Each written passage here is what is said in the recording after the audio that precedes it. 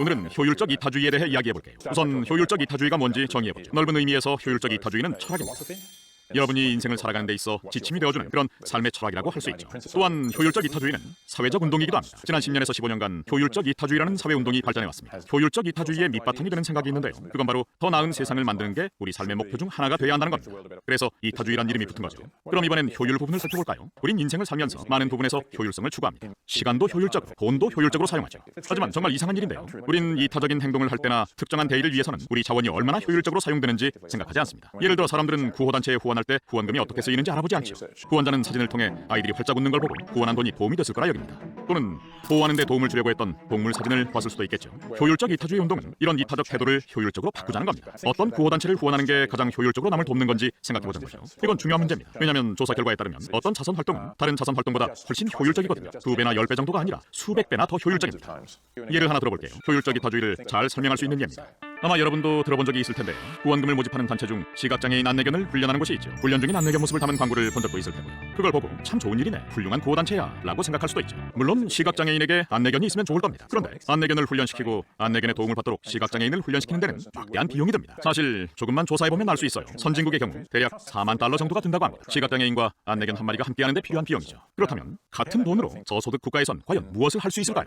트라코마라고 불리는 질병이 있습니다. 걸리면 실명될 수도 있죠. 먼지가 많고 위생 상태가 나쁜 국가에서 많은 아이들이 이 트라코마에 감염됩니다. 트라코마에 걸린 아이들은 점점 시력을 잃고 결국 실명에 이르고 말죠. 사실 이 질환을 예방하는 건 무척 쉽습니다. 간단하게 치료할 수 있고 치료하는데 돈도 많이 안 들어요. 아마 100달러? 혹은 그보다 적은 돈으로 한 사람이 실명하는 걸 막을 수 있죠. 그러니까 당신은 무려 400명이 실명하는 걸 막을 수 있다는 거죠. 시각장애인 한 사람에게 안내견을 줄 돈으로 말입니다. 이건 하나의 예시일 뿐입니다. 만약 조금만 더 고민한다면 여러분은 더 나은 구호단체를 찾을 수도 있습니다. 예를 들어볼게요. 한 구호단체가 있는데요. 이 구호단체에선 아픈 아이들이 소원을 이룰 수 있도록 돕습니다. 이 단체에서 돕는 아이들은 말기암으로 고통받고 있는 경우도 있죠. 그럼 그 재단이 하는 일을 한번 살펴볼까요? 병에 걸린 한 아이의 소원을 접수했는데 이 아이의 소원은 배트맨 조수가 되는 거래요. 배트맨과 함께 악당을 물리치는 거죠. 그러면 이 재단은 아이의 소원을 들어주기 위해 배트모빌 비슷한 차를 빌리고 배우를 고용해 배트맨 의상을 입게 합니다. 그리고 이 아이와 함께 악당을 물리치러 가는 거죠.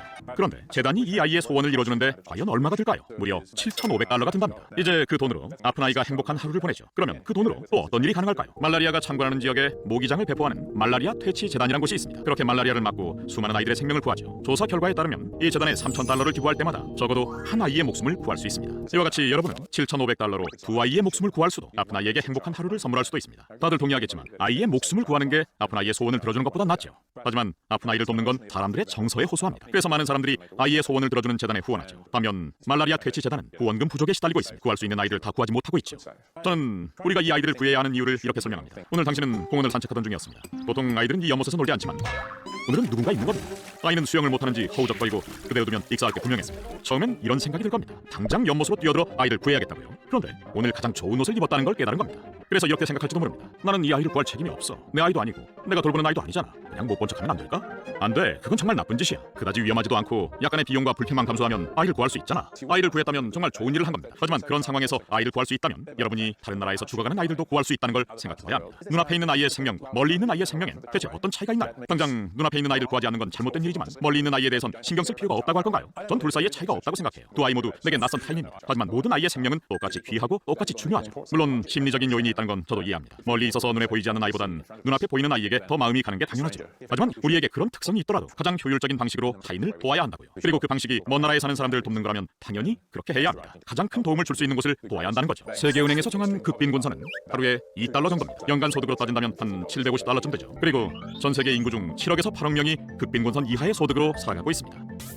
1년에 750달러 버는 사람의 삶을 변화시키는 게 훨씬 쉬워요. 물론 부유한 국가에도 도움이 필요할 만큼 빈곤한 사람은 많이 있습니다. 하지만 그 나라들의 빈곤선은 훨씬 높아요. 예를 들어 미국의 경우 빈곤선이 연간 2만 달러나 되죠. 미국에서 1년 동안 2만 달러로 산다고 생각해보면 그건 꽤 고된 일일 겁니다. 하지만 그 사람에게 1,000달러를 준다고 해서 그 사람의 삶이 크게 달라지지도 않습니다. 반면에 연간 750달러를 버는 사람에게 1,000달러를 준다면 그 사람의 삶은 완전 달라질 겁니다. 구호단체 중 기브 디렉틀이라는 곳이 있는데 사람들에게 직접 현금을 줘요. 이로 인해 사람들의 삶이 완전히 바뀌고 있죠. 사람들은 단체에서 받은 돈으로 작은 가게를 열 수도 있고요. 직업 훈련을 받을 수도 있습니다. 그게 바로 효율적 이타주의가 당신에게 제안하는 겁니다. 가장 효율적으로 돈을 사용하는 거죠. 만약 효율적인 재단을 찾고 싶다면 기브웰이나 더 라이프 유 캔 세이브 같은 웹사이트가 도움이 될 겁니다. 여러분이 효율적 이타주의자가 된다면 삶에서 더 큰 만족을 느낄 수 있을 겁니다. 그래서 전 효율적 이타주의자가 되는 게 삶을 희생하는 것이라고는 전혀 생각하지 않습니다. 물론 나 자신에게는 돈을 좀 덜 쓰게 되겠죠. 더 나은 세상을 위해 효율적인 구호단체에 후원금을 낼 테니까요. 하지만 여러분이 이 세상과 많은 사람들의 삶을 긍정적으로 변화시켰다는 걸 알게 된다면 커다란 성취감을 느낄 거예요. 그리고 제 생각엔 더 많은 물건을 사는 것보단 다른 사람을 돕는 게 훨씬 만족스럽고 보람 있는 일입니다. 여러 연구 결과에 따르면 우린 소비할 때보다 가치 있는 일을 할 때 더 지속적인 만족감을 느낄 수 있으니까요. 감사합니다.